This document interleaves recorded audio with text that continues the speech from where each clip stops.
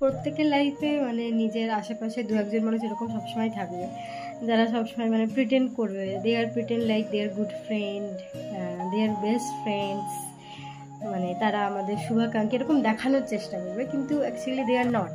তারা কিন্তু মাথার মধ্যে বা মনে মনে সবসময় ভাবছে একে আমি কিভাবে ডিমোটিভেট করবো একটু।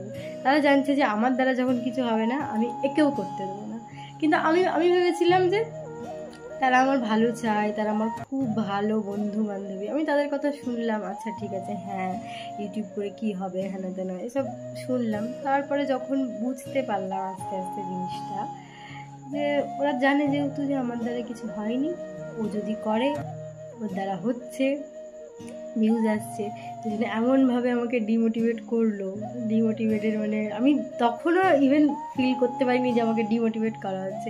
এখন আমার দু একদিন ধরে ফিল হলো যে না, আমি কিছু একটা হয়তো ভুল করছি, আমি কেন আরেকবার ট্রাই করি এরকম।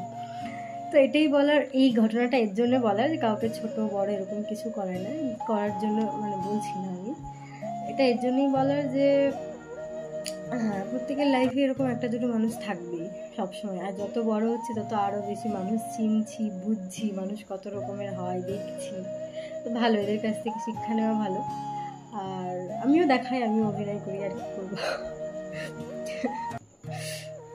তো যাই হোক, এইসব মানুষের থেকে, সব টক্সিক মানুষের থেকে, টক্সিক বন্ধু বান্ধব থেকে অলওয়েজ দূরে থাকাটাই বেটার। এক দুজন থাকুক, কিন্তু দুজনেই থাকুক, ব্যাস এটুকুই বলার। আর আমি চেষ্টা করবো দেখি ভিডিও কন্টিনিউ আপলোড করার যতটা পারবো। আর তোমরা এত কম ভালোবাসা দিলে তো এত দেরিতে ভিডিও পাবে, একটু বেশি ভালোবাসা দাও, তাহলে আরও বেশি তাড়াতাড়ি ভিডিও আসবে। টাটা।